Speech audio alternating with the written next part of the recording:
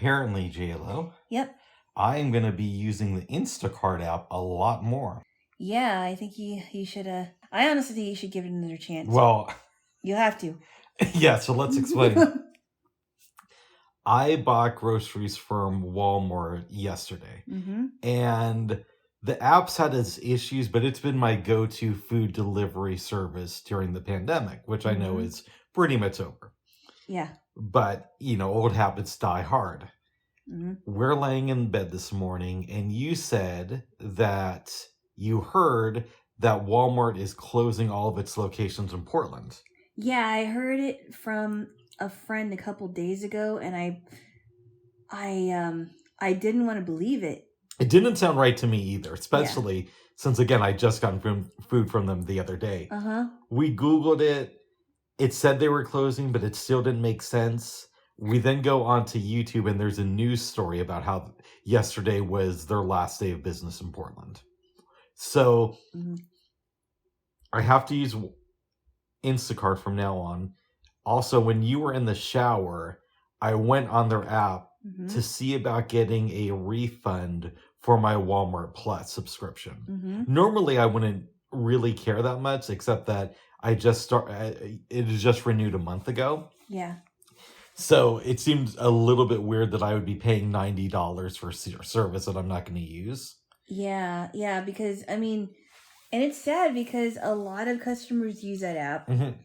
I think that there's been a lot of glitches with it. But it's also really convenient if you want to buy things that are not in other stores, and they're half the price that you would pay if you were paying it at Safeway or Fred Meyer's at some other store. The app was a little bit confusing in the customer service section. Yeah. I'm waiting to talk to somebody, and then at one point it directs me to send an email. So I do that. I go back to the app. It said the person you were supposed to talk to has logged off because you didn't respond to them. And then I check my email. I get one saying that it's going to take 3 to 5 business days, but you're going to be refunded. Then I get a reply from the email I sent saying we can connect you with somebody. So I'm going to wait until Friday. If I get the refund, then I won't, contact them anymore. Yeah. And it's sad. I don't like it when even if it's a big box store or a restaurant, I don't like it when they close and they take their business somewhere else, or they, because they can't keep their business here. But I asked a question earlier, like, do you know of any store or business that has closed their stores and they reopened again? In the same town. Yeah. I'm sure there's many, but the one example I could kind of think of was Tom Peterson's, which you don't remember, but growing up here, he was pretty big. Then he got into some financial issues in the early 90s, closed up shop, and maybe 6 years later, him and his wife, Gloria, came back with a store. But I heard rumors that they weren't actually financing it, that they were just put their names on it. So I don't know the full story behind that, to be honest. And what did they sell? They sell furniture and electronics, basically. Okay, so kind of like a smaller version of like Fred Meyer's or something like that, like a furniture store and without the food. Without the food, yeah. Okay. Okay. Yes. Interesting. So it's interesting that Walmart's gone now. Yeah, it's hard to. I don't know. There's going to be a lot of very, very upset customers as expected, because we never got any warning. Yeah. I didn't get any emails about it because I have a Walmart account, but I don't use it as much as I do my Instacart account. So, it's shocking. It's sad. I wish that there would be something to resolve this, because a lot of people that can't afford to pay the wholesale price of groceries, where are they going to go right now? There is a local version of it called Buy Mart, but not everybody has a Buy Mart close to them. It's not the same. It isn't the same, right? No. It's definitely not the same as Walmart, and it's definitely not as big as Walmart. I've never shopped at Buy Mart, but I heard about it. The closest Walmart to us now, at least according to the app when I checked this morning, is in Sacramento, California. That's insane. Mm-hmm. Sacramento is not closed. No. Yeah. And the one on 82nd is no longer in use.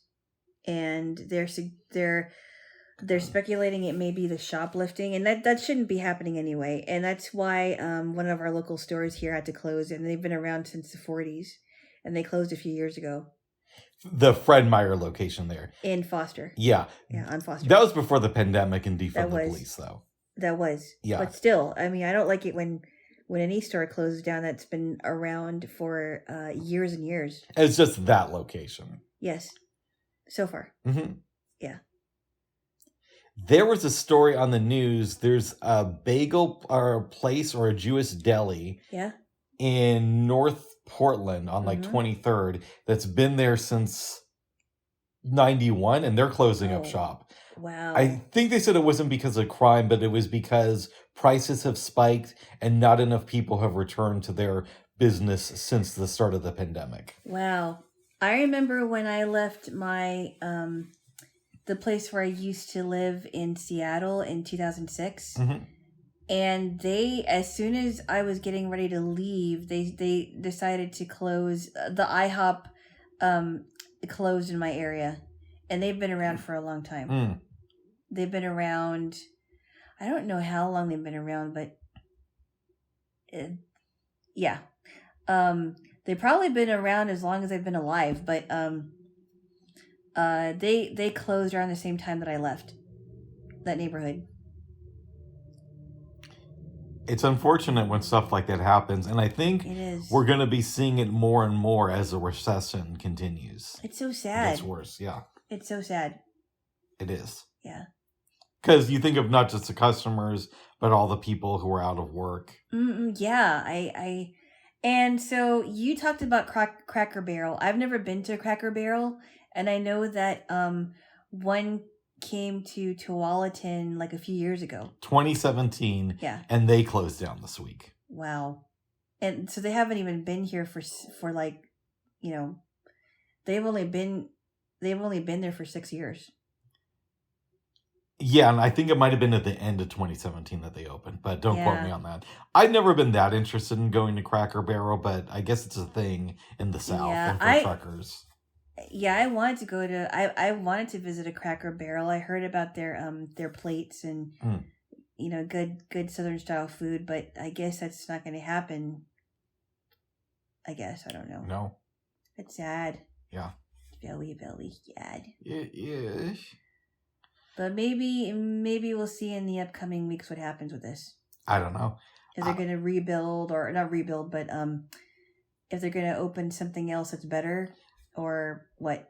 I don't know. Well, definitely Cracker Barrel and Walmart won't be back for a while because I think if they were to leave here with plans to reopen at another location, it would have been announced. Yeah. So, yeah. That doesn't mean that they're never coming back, but it's going to be a minute.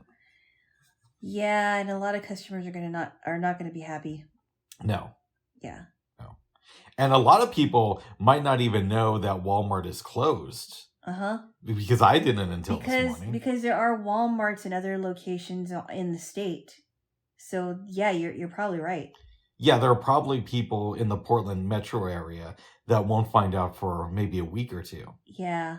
Yeah, and we should have had a heads up about this. Mm-hmm. And I haven't listened to local news in a very, very long time, so I didn't know about it. No. I listen to it fairly frequently. Yeah. And I just heard about it from you, so. Yeah, I don't even know. I should ask my friend in the next couple of weeks how he found that out, because I didn't know about that. I don't know. Maybe he went shopping at Walmart and they told him.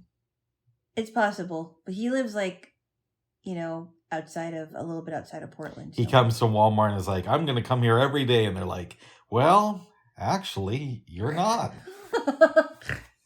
Oh, I ignored it. Sorry. That's okay. I wasn't trying to do that. No Coke went into your. Oh my goodness, body. Bubs. What? No, no, nothing went into my body. Oh, good. Why would you think that went into my body? I said no Coke went into your body. That's right. I had none of it. Yeah. None of it. That's what I hate, babes. Bubbly. Yeah.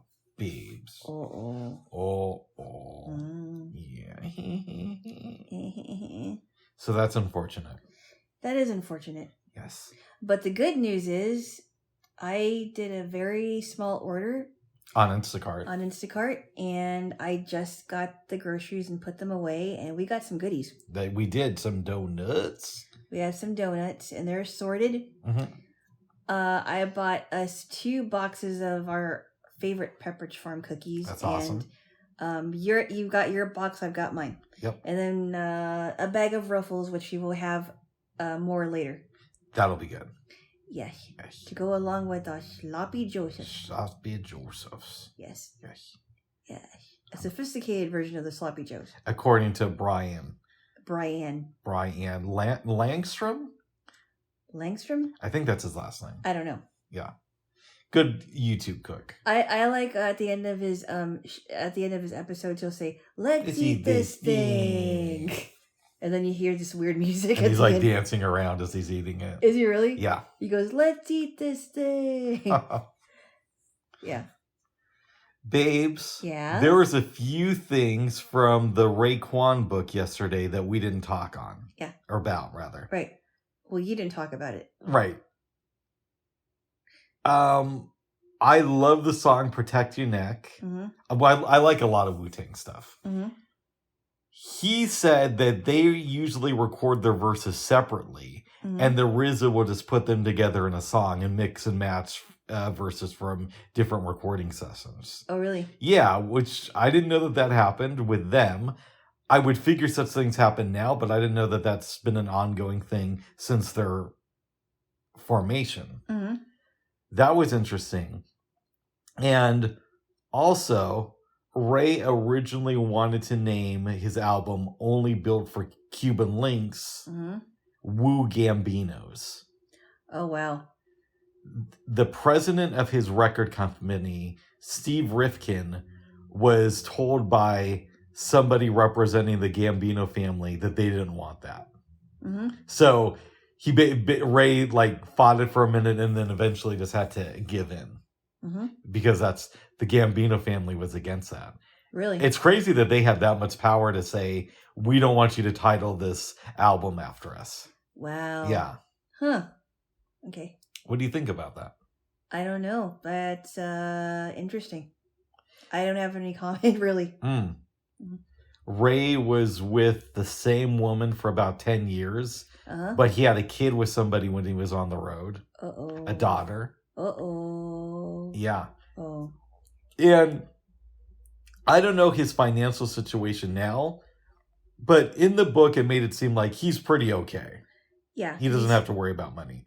Okay. Yeah, maybe he can't spend like some people can, but if he's provided for. Then. Yeah, if he lives like a normal middle class lifestyle, he's good for the rest of his life. That's the sense that I got. Okay. Which makes me feel good. Okay. Mm-hmm. He also talked about how he became friends with Busta Rhymes. Really? And Busta really wanted him to do a sequel to Only Built for Cuban Links. Mm-hmm. He eventually did, but it took 4 years of recording because of different record company politics and whatnot. Mm. At one point, Dr. Dre was set to produce the entire album, and Ray was going to sign to Aftermath, which would have been really cool. But there were some issues there. However, Dr. Dre gave him 4 tracks just to use for free on the album. Oh, wow. Yeah. So I was very glad to read that book. Wow. Yeah. What do you think of what I said? I don't know. Yeah. I really don't have any opinions on that. I don't. Yeah. Yeah. Yeah. I read another book called Piercing the Darkness. When you described it to me, I thought it was kind of disturbing, actually. It was a weird book. Okay. It's 1996. A reporter is killed. And somebody else decides that they're going to investigate. Now, what makes this case a little bit more strange, I should say a reporter disappeared. Mm-hmm. This lady was researching different vampire communities. So the author of Piercing the Darkness decides to go into that world. She had a little bit experience because the author also wrote a book about Anne Rice. Mm-hmm. And she meets all sorts of weird people in this world. Mm-hmm. Like, some people drink blood, a lot of people don't. And because of the AIDS epidemic, some people were worried about drinking blood. But apparently, if you have a cut in your mouth, you don't want to do that. Okay. But generally speaking, your stomach acids will kill the AIDS virus. That's still weird, though. Which I didn't know. I still think it's weird. Yeah. I wouldn't do it. Mm-hmm. I just think it's too much of a risk, to tell you the truth. Because if it wasn't AIDS, it could be something else. Exactly. You could get infections very easily, I imagine, from drinking blood. Yeah, it's just not a good idea. She talks about emotional vampires. So some people, they'll feed off your energy. Not your blood, but your energy. That's really scary. It was weird stuff. Yeah, I'm guessing this person was really freaked out when they were looking at this culture. And it sounded like it. Yeah. And there was a big online presence, which I'm sure probably still is the case today. Mm-hmm. A lot of people were speculating in the 90s, and this is according to her book, that vampirism was becoming so big, eventually it would fall under religious protection in the U.S. That's scary.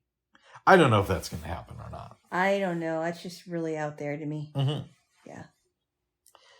Then I read another really interesting book. Mm-hmm. I think it's called Surviving Waco. Oh, wait, hold on a second. Really quick. Yeah. Before you go into that, did she ever find the reporter? No. Okay. So she doesn't know what happened. To the best of my knowledge, they still don't know. However, I've not Googled the reporter to find out for sure. The author was a she, right? Yes. Okay. Yeah. Yeah, okay. Wow. Yeah. Surviving Waco was a crazy book. I'm sure it was. This guy named David, different from Koresh, yeah, is a musician. His mom was a hippie. His dad was very quiet. Uh-huh. Eventually, David moves to Los Angeles to work on his music. He plays with some local bands. He goes to this music school. And one day, David meets another David Koresh, mm-hmm. and they start jamming on music. Wow, David Koresh was into music? Apparently, he's really good at rock and roll, playing the guitar. Wow. The David who wrote the book is a drummer, by the way. Oh, okay. Yeah. They have gigs. David Koresh wants to preach to him and his friends. They do that. He goes back to Waco with David Koresh. He's hanging out at the compound, and we're talking maybe September of 91 is around the time this all comes together. Mm-hmm. No, maybe September of 90. Somewhere around then. We're going to say roughly within that year period. And David Koresh tells him, you have to become celibate to be one with God. Mm-hmm. Which, it sounds out there to me, but it's even more hypocritical considering that David Koresh he had a lot of kids sleeping with 11 and 12-year-olds at the time. He had a lot of kids. Mm-hmm. A lot of kids. But the guy doesn't really question it. Like, even in the book, really? It doesn't seem like it's that much of a thing to him. Was it kind of like the NXIVM thing where Sarah Edmondson was saying, I noticed these things, but I didn't do anything about it? No. I'd say a big difference is, even though now he's not a huge fan of David Koresh sleeping with 12 and 13-year-olds, overall, I get the sense, and I could be wrong, but this is what I got from reading the book, that he feels that David Koresh said a lot of good stuff that he still applies to his life today. Which is kind of out there. Okay, what now? He thinks that David Koresh what? He thinks that David Koresh said some good stuff that he still uses in his life today. That was the implication I got from reading the book. Isn't that that's weird. Yeah. Because a person of sound mind would look at this story of the Koresh compound as like pure evil. This is somebody that used people for his own gain. Well, let me talk a little bit more about him. Okay. So he disagrees with the kid stuff, Mm-hmm. but according to him, David Koresh never molested real little kids, at least not that he knew of. He kept it to like 11 and above, I think. That's still sick. I know. That's like splitting hairs. And the guy says it's sick, but that's like the one thing. You got to go with him on that. But he says that the media made it sound like they had this huge arsenal of guns. And while it's true that they illegally sold firearms to people, his claim is that there weren't a lot of guns on the compound. They just like to make it seem that way. And in some of the FBI reports, agents who were undercover at the time living nearby the Branch Davidian ranch said that they heard firearms. Now, this David tries to explain it by saying they had machines that made the sound of firearms, but it was just there because there were a lot of geeks in the community who like to hear that. That's a little bit strange. I cannot buy that. I don't buy that either. Why would you have machines that sounded like it? Exactly. That doesn't make any sense to me. Unless you were like doing a TV show and they didn't want real guns on the set. He also claims that the kids who were there that David Koresh wasn't having sex with were not abused. And really, I've heard mixed things about the Branch Davidians.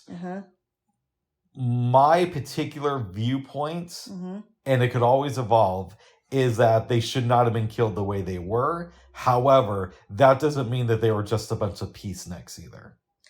No, so the Branch Davidians in some ways kind of remind me of the People's Temple.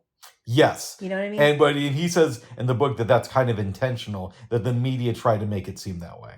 Wow. Yeah. I saw the movie that the Branch Davidians. It was based on the Branch Davidians. You talking about the one that came out in the 90s with the dude from Wings? Yeah. Yeah. So that's interesting. Yeah. And I'm going to tell you why. Okay. That movie came out a month after everybody there was killed, right? But that was in 94. No, that was in 93. 93. It was a month after things went down there. So it was really rushed into production. Yeah. Now, he says in the book that the writer of that movie came out and said that he regretted making the film because it was too much of a pro-FBI piece. And I thought, this must be a lie. So I Googled the film, and apparently that's true. Wow. The writer recanted his involvement and said that he never should have written it. Wow. Yeah. Again, I do think that the FBI was probably a little bit shady in the way they handled it. So David also asserts that when child services came to the ranch, not only were there no signs of abuse, but the kids were very happy and seemed incredibly intelligent.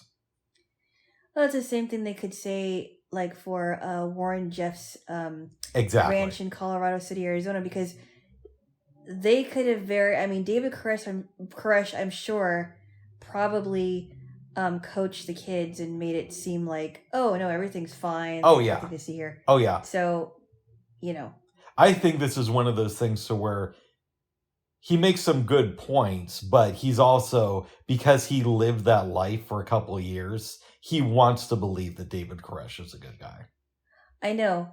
It's almost, it sounds to me like he's almost, not that I'm saying he is, but that he's almost making excuses for the horrible things that he did to these kids. That David Koresh may have done. Uh-huh. Yeah. And I don't understand he wasn't sleeping with real little kids, but 11 and above, but they're still kids. Exactly. They're still kids. That's still illegal. It shouldn't have happened. Listen, there's definitely a difference between sleeping with an 11-year-old and sleeping with a 2-year-old. And yes, we know it's worse to sleep with a 2-year-old, but that doesn't mean that it's just cool to have sex with an 11-year-old. Especially someone who hasn't even, hasn't reached puberty. Yeah. And even if they reached puberty, you should not be touching kids like that. And Koresh would do things with adult women who were married. He'd tell their husbands that they had to give up the wife to him. Yeah, that sounds like one of those crazy cult leaders like Warren Jeffs. He says also in the book that David Koresh could give sermons that would last like a day and a half. Whoa. Or 30 hours, rather, I think. That's insane. Yeah.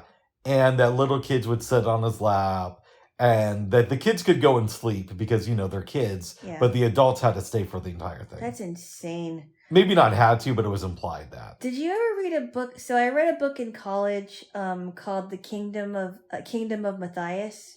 I think you told me about it. I haven't read it. It's about this guy who called himself Matthias. I forgot what his real name was, and his cult started in New York. And he was convincing the wives of these couples that joined his cult to that the husband needs to give them up to him. Wow. It's one of the weirdest things, and it was I was reading it for one of my classes, and it was really, really out there. It sounds like it. Yeah, Kingdom of Matthias was a good book, but it was very disturbing. Mm-hmm. Yeah. So David Koresh apparently would just hang out with people too. So when he wasn't having sex and telling other people that they couldn't, besides for that, apparently he was a somewhat normal guy who could just hang out. Wow. Now, I don't know if that's true. I think that a lot of this is, again, you could jam with him in a band. Way. Yeah. You could jam with him in a band, but you shouldn't be alone with him in a room by yourself. If you're a woman. If you're a woman, yeah. And they talked about how they would go to gigs in the town and then come back to the compound. And that was a regular thing. And they'd invite outsiders to come just to show that they were normal people. That's so crazy. He talks a lot about the last days, which I find very fascinating because some of the people who left the cult would go on TV shows like Oprah and whatnot. Yeah. And David's assertion is that nobody was forced to stay at the Branch Davidian compound. If people wanted to go, they could go.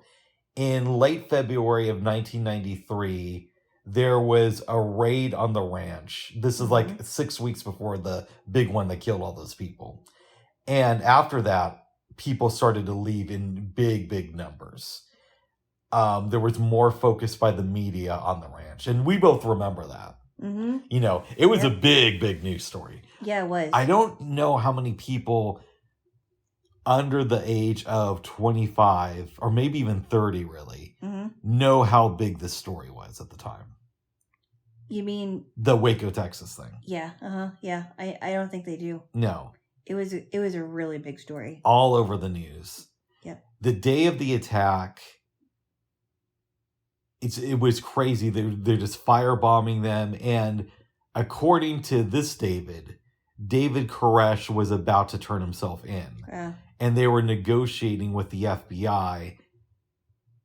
They were talking about sending in one local sheriff to arrest David Koresh so it wouldn't be a big scene.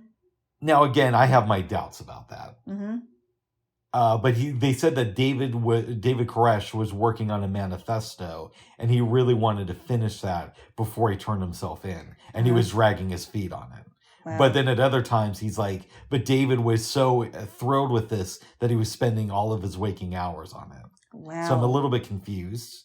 Maybe it's just the way I read it. The attack happens in April of 1993, as you already know. Lots of people die. I forget the exact number, but I want to say it was around 80, including a lot of kids. This David is arrested with 12 other people. They're taken to jail. They don't know what they're going to do. They arrest David. His mom comes and gets him. They go back to Bangor, Maine, where they're from, which I believe is also the hometown of Stephen King. Wow. I could have that could wrong. be right. Yeah. I think that's the case, though. Because he writes a lot of stories about Maine, right? Yeah, he does. And he flies back to kind of help his friends during the trial. At one point, David sells his story to Inside Edition. And he says that was the one time in the press that he got fair media coverage, that everybody else distorted his words. He tries to go on Maury Povich with his mom, but ends up sitting in the audience. Wow.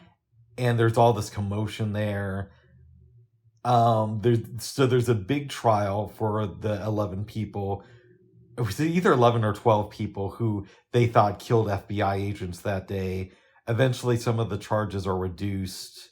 Hmm. And he says at the end of the book, anybody who is a kid at the Waco compound, please contact me. Oh, wow. You know, I don't know what that's about. Oh, so he said that at the end of the book? Yeah, that a lot of people he's talked to who were involved with the cult want to know what happened to the kids. Wow. Because a lot of kids were taken out of the parents' custody. Some of them were given up to relatives. Some of them went into foster homes. Mm-hmm. Some of them went to other parents. So, like if it was a divorced mom and dad, and the mom went to the compound with her kids, the dad could get the kids after, you know.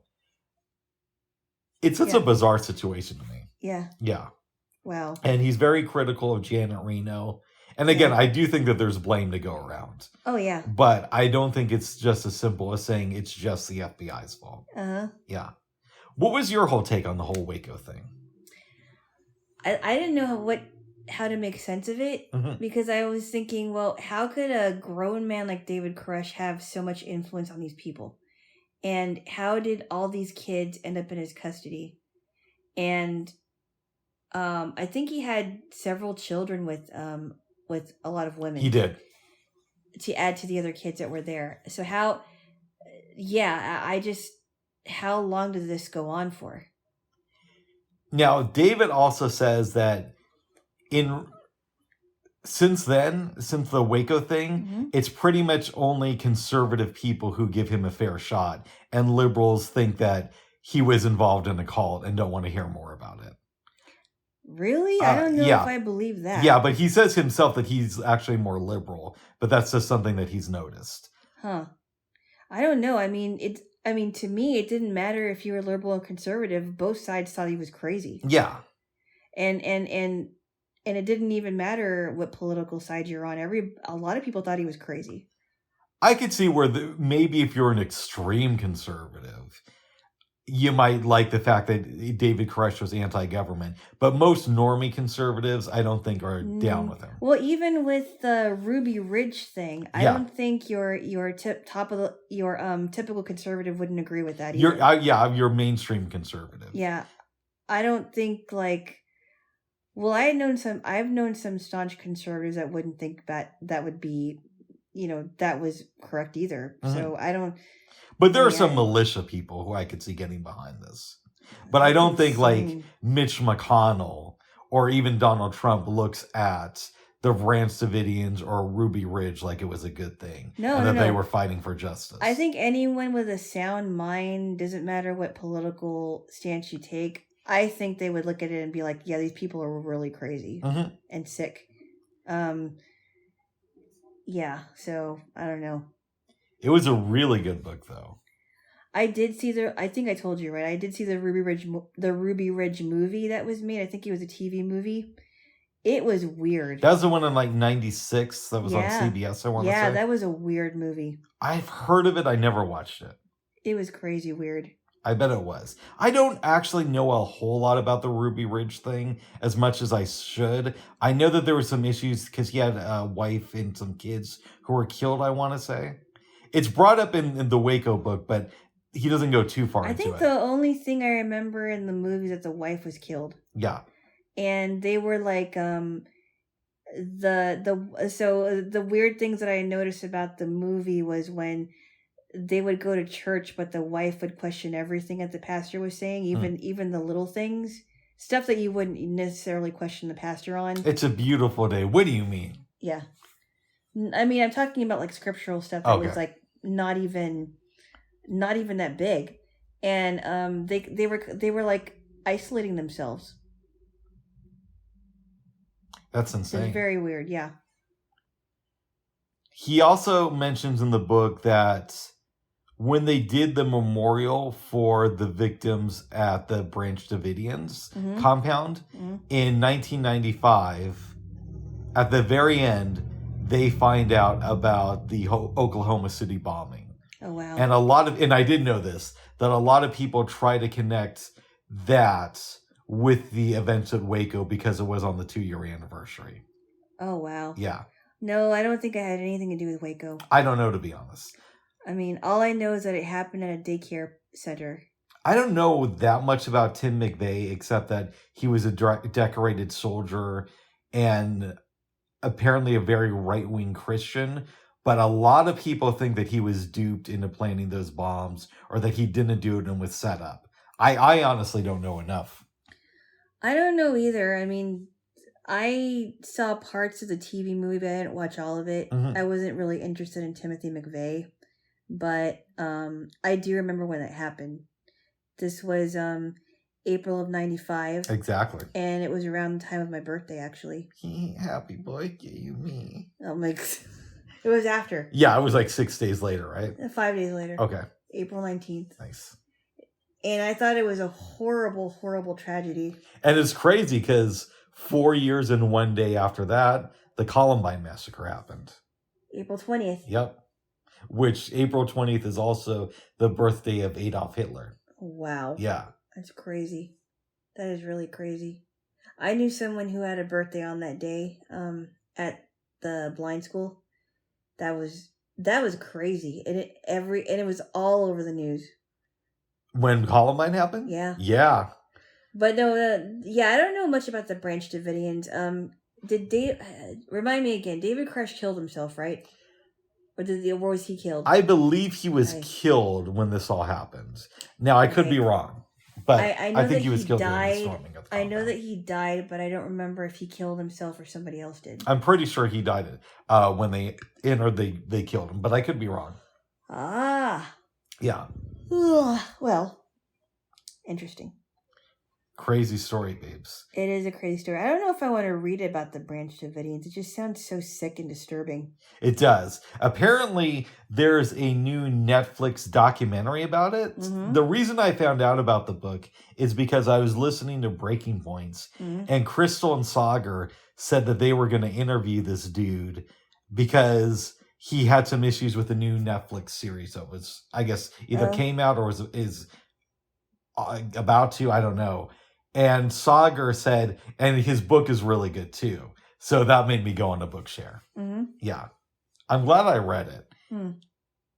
There's a book about Rajneesh Param too. Oh, yeah? That I'm thinking about reading. I can't believe that it was somewhere in Oregon. I know. And that, after watching Wild Wild Country and learning about the origins of the group and how sick and twisted this cult was, and how they were poisoning people at a Chinese restaurant, and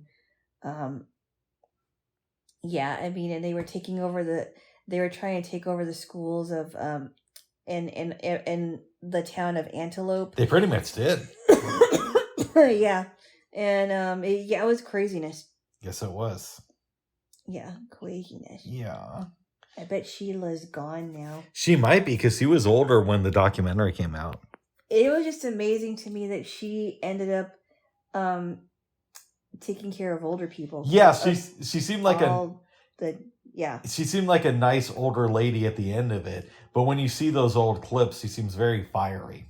She's very fiery. She's very combative, and it's like she was easy to you love to hate her, But at the same time, it sounded to me like leaving the cult was really hard for her because she had to disconnect from, end the relationship with her and Rajneesh or the Bhagwan. Yeah. I don't know how to say his name, the Bhagwan.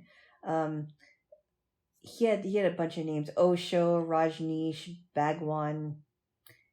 So she had to leave him as well as the cult, and she never came back. That's got to be a crazy life. Yeah. You're that powerful of a lady. You're second in command of this cult. And then you just leave and you have to rebuild. Uh-huh. Yeah. But I think it sounded to me like towards the end of the documentary, she was doubting everything that she knew about the cult. I'm thinking, because a lot of people left. Some of them left and got married. Some of them left with their kids. And it was no longer, what it was. What I don't get is those parents who go into cults and just decide to leave their kids there. I know. Or they, or the kids never come back for their parents. Oh, if I was a kid and I escaped a cult, I wouldn't come back for my parents. Unless I needed money or something. Oh my goodness. And be like, Mom, Dad, come out. Or at least throw me your checkbook. I don't. Yeah. Or some parents have tried to get their kids back, but they weren't able to. I guess I've heard of in the I think it's in Warren Jeff's compound. People were trying to desperately get their kids out of there when they left. When they left that cult and things like that, or other there he did have another compound in Texas, the Yearning for Zion Ranch. Here's a question for you that neither of us know the answer to. Okay. Let's limit it to the U.S. Yep. How many cults do you think there are today in the United States? I don't know. A lot. I don't know.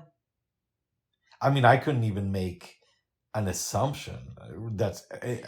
I would, if I had to, It's a gun lot. to my head, maybe 200, maybe 400. I don't know. You know, I had an anthropology tutor. I don't know if I even told the story here, but I had to do something. I had to write a paper on a trip to the zoo to look at some gorillas. It was for an anthropology paper I had to write. And she invited me to go with her family to this, well, they called it church, but it was definitely not a church. And it was weird, and I wish I knew what kind of organization they were a part of, because they wanted to take me back there again, and I just felt really uncomfortable. This was when you were a student. Yep, I was in my early 20s. Wow. And I only went with them once, and it was already weird. See, you could have been brainwashed, and then we wouldn't have dated. No, it wasn't going to happen. Mm-mm. Yeah.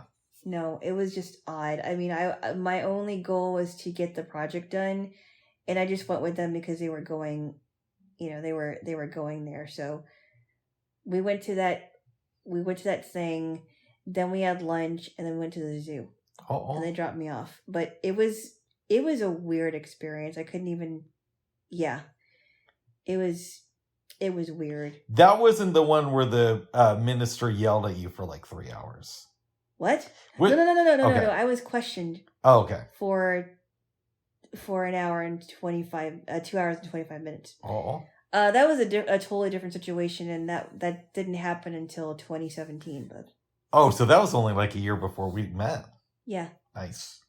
Yeah, it was. I don't really want to talk about that, but no, I'm talking about in 2000 and I think it was in 2002. Nice. And I almost said her name. And my anthropology tutor asked her partner at the time, and who knows what's going on with that, if they can take me and her kids to where they're going to on Sunday. So it was a weird experience. Yeah, honestly, I think most of us have had something like that.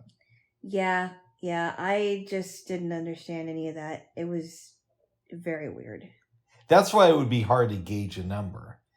I'm not saying that Scientology is a cult. I think it is. Well, they're super litigious, so I'm not going to say that. Yeah, but if they're telling you like you could put a bullet on your head or become a Scientologist, it sounds to me like they're pretty cultish. Allegedly, that's what I may have seen in one of their videos.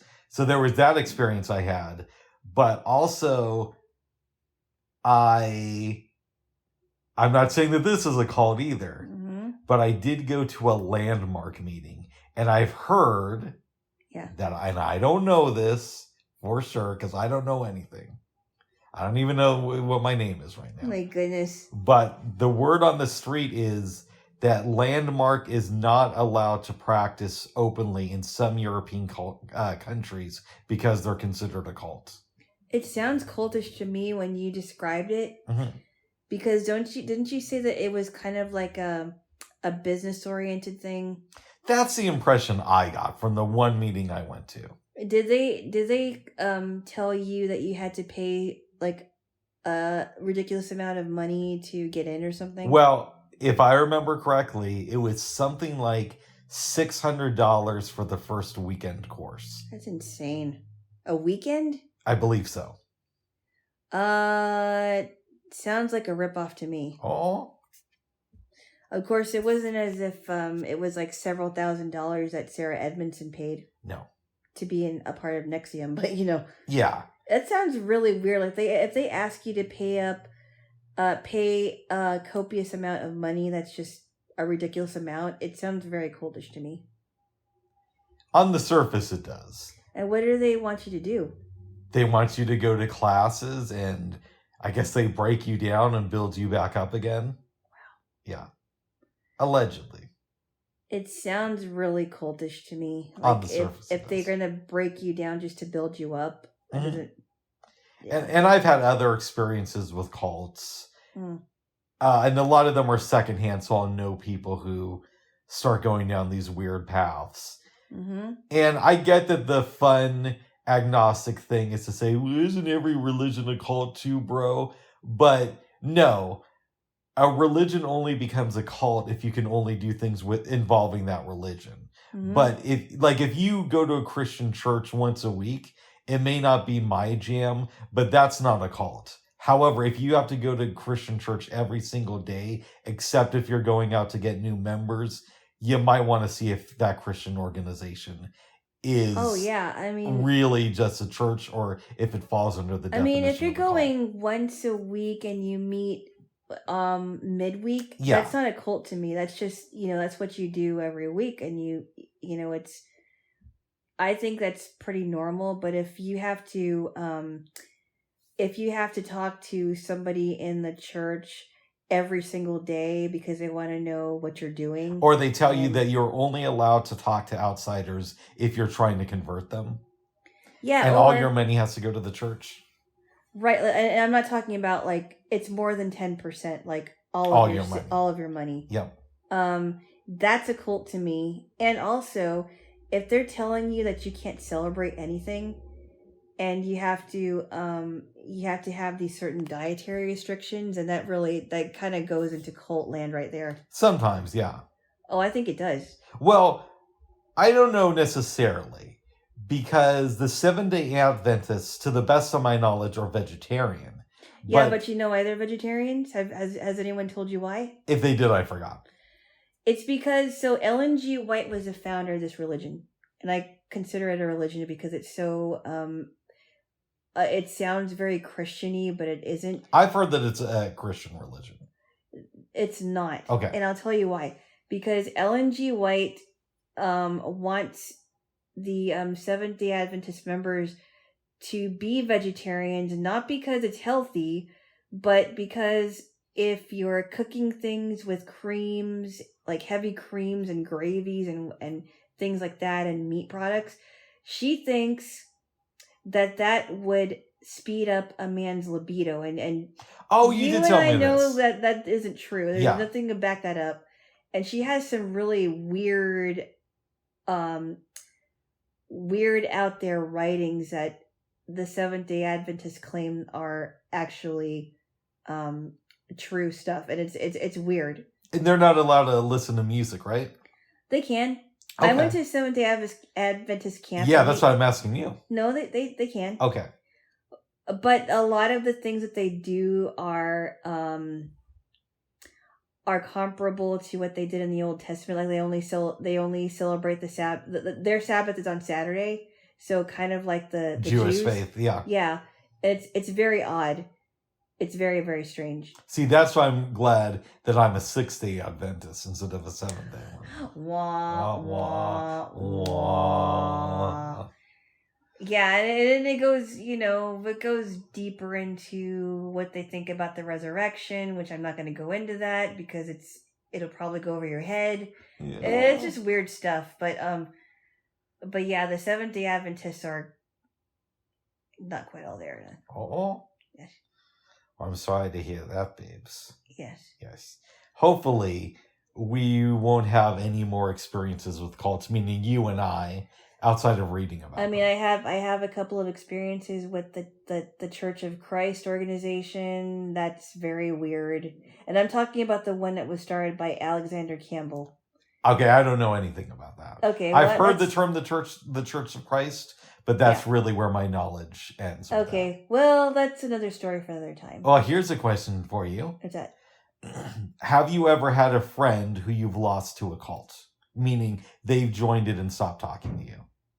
No, I became friends with a girl who stopped talking to me after she tried to confront me in my own apartment about basically trying to convince me that I wasn't saved because of her different beliefs on baptism. And she just, I was literally verbally attacked in my own apartment, and towards the end of the year, we stopped talking. How long after this verbal attack? Was it immediately that you cut her out of your life? No, I didn't cut her out. Okay. It just, I kind of, when I didn't agree with her and take what she said as the truth, because I knew what the truth was before I even hung out with her. And I only went to church with her because at the time I didn't have any way to get to my church that I was still a member of. Mm-hmm. So I decided, why don't I just go to church with her and that'll be fine. But then I realized, wait a minute, I'm stuck in this situation again because my mom and my sisters and I went to a Church of Christ church at one time, and they tried to scam my mom. And so all the signs were there, and it was just a matter of time before she was going to try to attack me. And I knew that something was going to happen. I didn't know when it was going to happen, but it was going to happen. So walk me through this if you can. Was it like after a dinner party? Were you two just like chilling in the crib watching movies, and then she brings this out on you, or what? No, so I couldn't tell you. Okay, so she came over, and I think she brought over some kind of a tea. I think it was chai tea or something, and we were talking about something came up about baptism, and I think she was trying to read me something, and I said, well, wait, let me take out my Bible, and I'm going to read what it says in my Bible, because something doesn't sound right about that. And then she started to verbally attack me, like, you don't get it. And trying to make it sound like I was really stupid. Like, I didn't know what I was talking about. Well, if I didn't know what I was talking about, then why do I have a Bible here? And I'm actually trying to combat what you're saying, and it was ridiculous. It shouldn't have happened. I had a feeling that something was going to happen like that. And I had a feeling that eventually we may not talk after that. How long was this verbal attack for? I don't even remember. It was just crazy that she was doing this in my own apartment. Did you yell at her at some point? No. Okay. I was calm, and she just was, she wasn't yelling really loud. She was yelling, but she wasn't like screaming at me or anything. But she just thought that it was okay to attack me in my own apartment. And, it was just so unnecessary.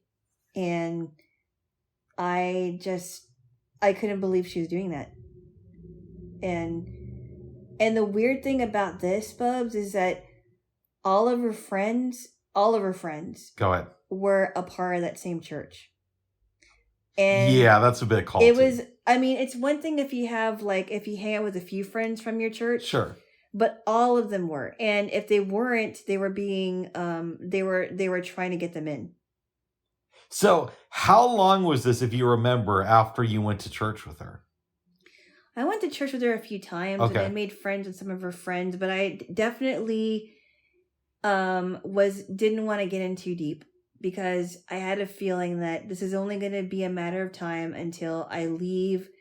I don't come back to her church, and I end up not being friends with her. I had a feeling that was going to happen. Wow. So I kind of emotionally prepared myself for it, and I told my mom about it. And I think she said, well, don't become a member of the church. I'm like, no, I'm not. Yeah, I got to agree with your mom on that one. No. I think she said something to to the along the lines of that, and I said, "Oh no, I'm not, because I know what happened to you. I know what could have happened to us, because when my mom was thinking about joining, they would ask more questions about her, but they wouldn't ask about us. That's odd.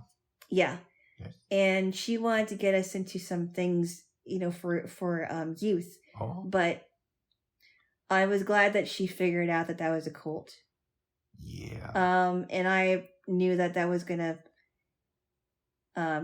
end and pretty soon. So by the end of my last year there, we were no longer friends. Wow. Well, and now you're dating the bald guy, so you've been saved. Bubs, you're mocking. No, I'm not. I'm saying you've been saved now. No, you're with the bald god. I wasn't saved by you, Bubs.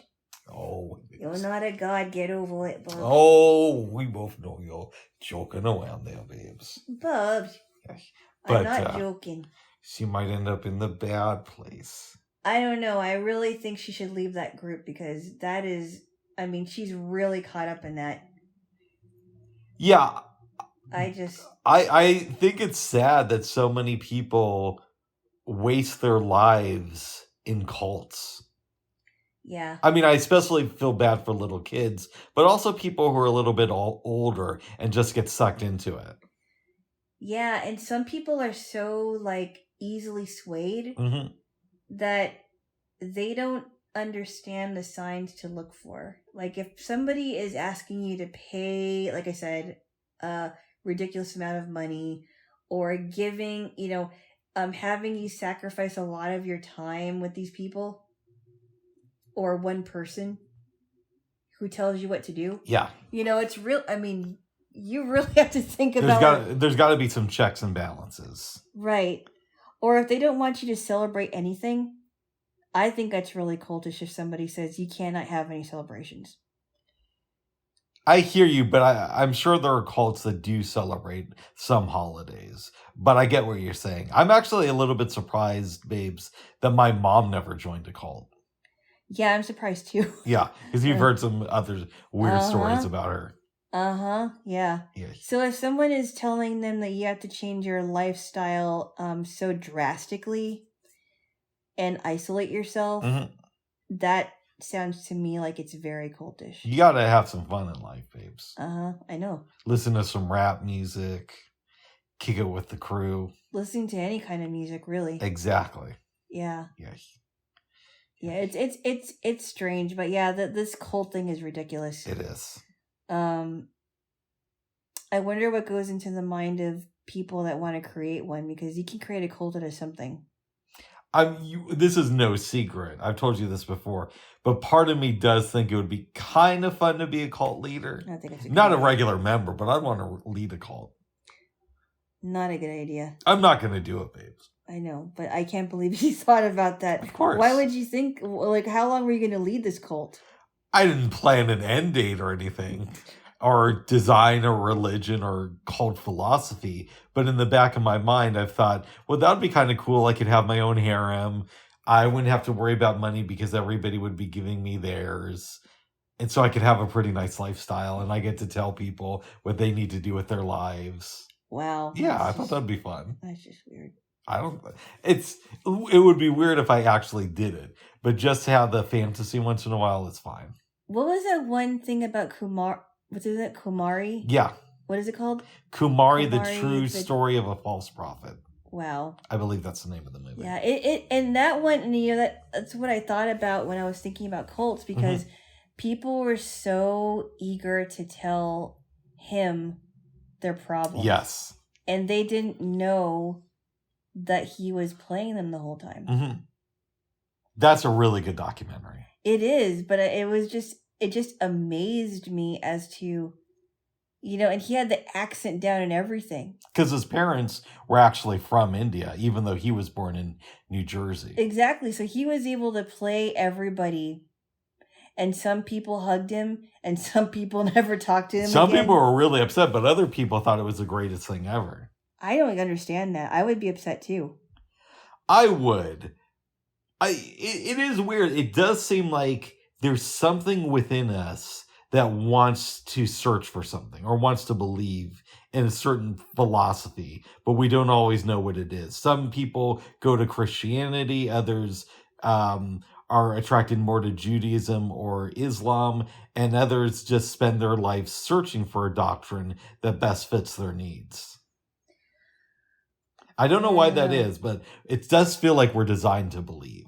Oh yeah, we or are. Designed we're to want to. I think we're designed, to ask questions, to search for truth, and but the cult thing is just I'm fascinated as to how many people have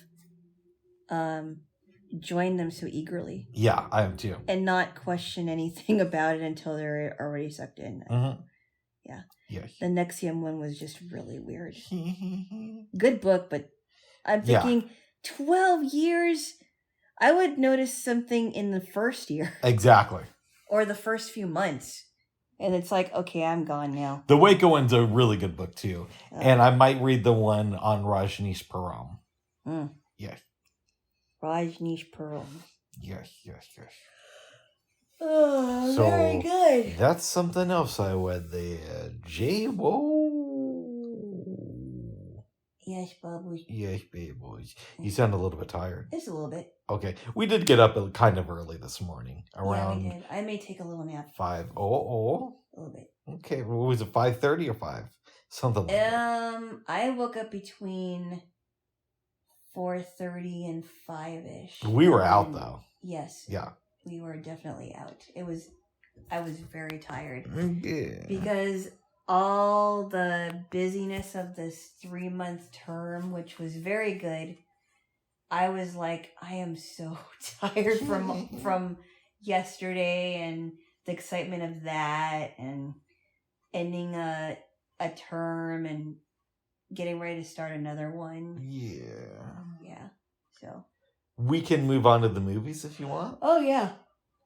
Tell me about The Man in the Moon. Okay. So I watched The Man in the Moon a few times. I do enjoy that movie, but there's something about that movie that makes me ask the question, why did Reese Witherspoon's her character's sister do what she did? So let me just give you an overview of this movie. It's set in the South. I don't know what year it's set in. I'm guessing the late 50s, but I could be wrong. Okay. They did drive cars, so I don't know. They had cars in the 50s. I guess they did. Really old ones. So it's about these two teenage girls, Maureen and Danielle, aka Danny. They are the children of Matt and Abby Trent. They have a little sister named Missy and one baby on the way. And so they're going about their lives, and Maureen is the kind of girl that could probably get any guy. And Maureen, just real quick, is like 2 or 3 years older than Danny is. She's getting ready to go to college. Yeah. So she's a little bit older. She's a little bit sophisticated. Maureen's only 14. She's coming of age. She ends up meeting this kid in the lake, or the pond rather, and gets mad at him because he's on the foster's place and doesn't realize that he's a foster. And so they strike up a friendship. Does he care? What? Does he care? Sorry, go ahead. Oh my goodness. Yeah, foster care. Wah, wah, wah. Oh my good. I write good dad jokes. Keep going. Do you? Yes. Not really. Okay, go ahead. Anyway, so she befriends him. They end up spending more time at the pond. She tells her sister Maureen in so many words that she likes this boy, and I think Maureen knew who the boy was, and she likes him so much it hurts. And they spend more time with each other. They end up kissing each other, and that ends up being her first kiss. and she's already thinking, "Oh, I love this guy." Meanwhile, well, actually, you can fill in some gaps here because I think I might be missing some things. Okay. The mom is having some complications with her pregnancy. She goes into the hospital, and your girl Danny is hanging out with her man Court, which is an odd name, but it is the South. Actually, I've heard of the name Court before. I don't think I have. Yeah. So that is a name. The sister, I believe, comes home from the hospital and makes dinner for Danny and Court, and then sparks start to fly between Maureen and her sister's man. And, well, actually, it wasn't really...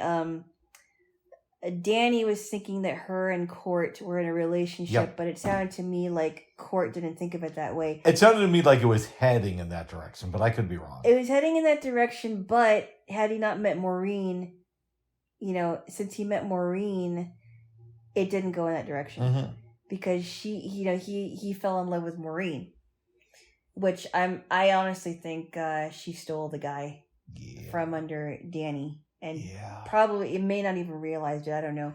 But it sounded like she was like shamelessly flirting with him. Anyway, so Maureen and Court start dating. They confess their love for each other. Maureen's been hanging out with Court even until her mom has another baby girl. And well, everything's fine until he ends up leaving their house, their property, and when he's on the tractor, is he on the Trent's property or his? I can't remember. I think he's on his property. I believe he's on his property. So he's fantasizing about your girl. He's thinking about Maureen, and I guess he's not paying attention. He's on the tractor, driving the tractor, and before this whole thing happens, he grabs onto what now? I forget, but I think the tractor flips over and kills him. Or it doesn't flip over, but he falls off of the tractor, and I think the tractor's on top of him. Something like that, and he dies. The mom finds him dead, and so does Reese Witherspoon's character, Danny. Mm-hmm. She rushes to her pa. Yep. Her daddy. Who she's supposed to call Sir, but in this thing she calls him Daddy. Well, that's her dad, Bubs. Yeah, but she's supposed to call him Sir. That's what he likes sometimes. Like when he asks her a question, she's supposed to say yes, sir. So it's not all the time. Not all the time. It's not like, I love you, sir. No, not like that. Okay. Oh my goodness. You're funny. Thanks for this present, sir. Bubs. I'm graduating from high school next week, sir. Anyways, keep going, babes. Oh my goodness. No, I think it's like a yes sir, no sir thing. Nice. Anyway, she's devastated. So is the sister. I think the mom was the one who was comforting the sister, and Maureen is very upset, and she doesn't want to talk to. I'm sorry.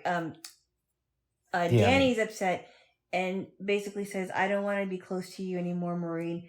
She talks to her dad, and her dad says, Danny, Maureen's been really good to you, and she's hurting also, and you have a right to feel angry, you have a right to feel betrayed, but she's hurting too as much as you hurting, and she's probably hurting more.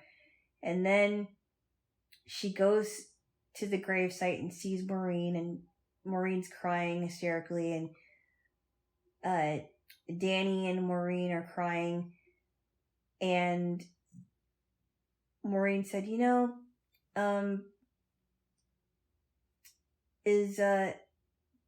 I think she said something like, I used to think that nothing would ever make sense again in my life. Is it ever going to make any sense?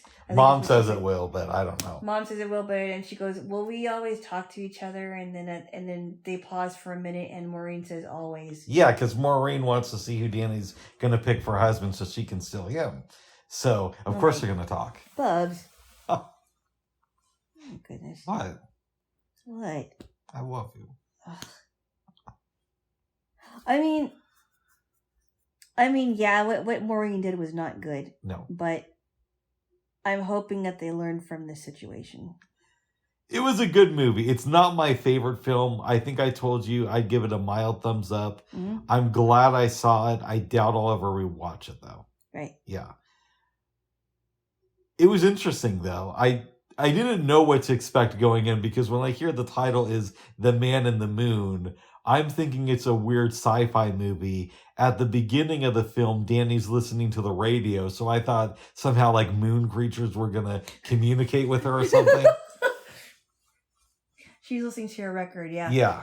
Well, and I'm guessing that when Danny was talking about the man in the moon, like Mom would always say, well, tell everything to the man in the moon until you're no longer mixed up again. Mm. And I'm guessing that was her way of saying talk to God. Maybe. But they just called it the man in the moon. So I don't know. I don't know either. It was good. It not at all what I expected, but I kind of liked it. Yeah, it was sad how it ended like that. I think, though, that I'm not the target audience. Yeah. I would imagine this film is meant for, I want to say, 11 to 20-year-old women. Uh-huh. You would agree, it sounds like. Yes. Yeah. Yeah. But I enjoyed it a little bit. Now, I always wondered, I was thinking about, well, what if Court would have lived? I wonder what would have happened. He would have become an attorney. Wah, wah, wah. Or maybe a stenographer. Oh my goodness. Wah, wah, wah. No, that would have been Maureen's job. And then Danny would have been their judge. The judge? Wow. She would have judged them. Oh my goodness. Wah, wah, wah. But, I think that, I think Reese Witherspoon gave, a pretty good, a pretty good performance for her first movie. Yeah, I like the acting in this. Yeah, it was good. Mm-hmm. Yes. Well, babes. Yep. I am a huge fan of a film called His Girl Friday. Yes. And recently, as we've discussed here, I read a biography on Cary Grant. Mm-hmm. So I Googled that film because it's my favorite movie of his. Saw that it's actually based on a play, and the play had been turned into a movie in 1931 called The Front Page. Mm-hmm. So I think to myself, we got to watch this movie. Luckily, it's on HBO Max. Mm-hmm. And you know how I'm always saying that remakes aren't as good as the original? Yes. I might have to rethink that. Yeah, okay, so I can't give an overview because I was very tired and I think I might have been asleep for most of it, unfortunately, and I was really tired, but there are some funny parts to it. It wasn't horrible, but it's very different from His Girl Friday in a few ways that are important. So in the film, it's not really a love relationship. Not at all. Hildy is a man, and Burns is the boss. And Burns just wants to keep Hildy on the staff, but doesn't care about sleeping with Hildy. Right. The film mainly focuses on the escaped convicts. Why would Burns want to sleep with Hildy? Well, in His Girl Friday. Oh, in His Girl Friday. Because Hildy was the ex-wife. Yeah, exactly. Yeah, okay. Yeah. It focuses on the escaped convict, which is a part of His Girl Friday, but that's just an excuse in His Girl Friday to show how deeply connected to her job Hildy is and what lengths Burns will go to keep her on the paper and in his life. Yeah. It feels a lot of those same beats, but just not as well. Yeah, His Girl Friday, it was humorous. Her then fiance gets totally screwed over. It was great how that was executed. Yes. She ends up getting back together with Cary Grant. I can't believe, babes, I showed His Girl Friday to a couple of friends on Clubhouse. Yeah. And neither of them liked it. That was a great movie. It's a great movie. Yeah, sure, they were fast talking, but it was a great movie. Yes. There was nothing about that movie I didn't like. Yeah. And this film, The Front Page, is important because it led to His Girl Friday. But by itself, Yeah. I would agree. Yeah. And it was just so funny because Cary Grant and Rosalind Russell really acted well together. They had great chemistry. They did, and then just the way that Cary Grant manipulated the situation, Mm-hmm. and the guy didn't know why he was going where he was going, and they ended up back together. The other thing I like too is in most movies of that era, even films I really enjoy, Mhm. if a man is a manipulator, he'll usually have to get his comeuppance. Mhm. But that didn't happen in His Girl Friday. Like, he gets everything he wants at the end, which I think is great. Yeah. Yeah. What do you mean by his comeuppance? Well, usually you can't have a character doing bad things Mhm. unless there's consequences. Right. But he gets everything that he wants. Exactly. That's funny. And the good guy, Hildy's fiance, is the one who gets screwed over. Yeah, and he doesn't understand why. That's why it makes it so funny. Mm-hmm. And he wasn't even mad at her No. when this happened. He just was like, "Oh, okay, whatever." Wow. Yeah. I gotta watch that movie again. It's a great film. Yeah. Yeah. Yes. Yeah, I love that movie. Yes, probably. Yeah. One day we will revisit it. Oh, I think we should. Yeah. I think we should. Yeah. We'll do His Girl Jaylo Part 2. Oh my Or goodness. His Girl Jaylo the remake. His Girl Jaylo's the remake. I like that one. Yes. Oh my goodness. Thank you there, Jaylo. Very good. Yes. All right, did you have any dreams last night? I did not. I think it might be time to end this then. Did you? No. No. Not that I can think of. Okay. Yeah. Very good. Very good. Maybe we should pretend this is a present and wrap it up. Wah, wah, mm. This is anything else you want to talk about?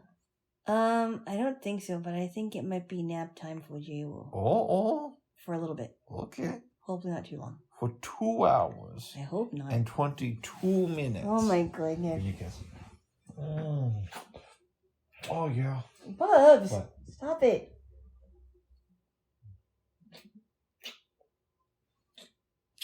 You massaged my neck earlier and then went full on with your foot, and that really felt good. Oh, good. Yeah. And your back too, right? Yeah. I might have you do that after you nap. Okay, that's fine. I can do Yeah. that because I didn't want to hurt you, and It was one of those things. It Mhm. hurt because you were pumping out knots, yeah. but it hurt in like the best way possible, if that makes any sense. Oh, good, Yeah, good. Because I want you to feel better, not worse. exactly. I Yes. All right, let's end this, but before that, give me a kiss. just did. Well, you get to do it again. Okay. Because you're with the good boy in your stage, unlike your friend. Oh my goodness, Bubby. The one from the apartment. You know, the one who's going straight to hell? I don't know. I don't know who's going to hell. I don't know if hell's real. I don't know. I don't know about her, but yeah, she was interesting. Very good there, J1. I think the only reason why she wanted to be my friend is because she wanted me to go to her church or something. That's possible. A lot of people are like that. Wow. Yeah. It's not good. No. Anyway, bye-bye. Bye-bye for now. Yeah.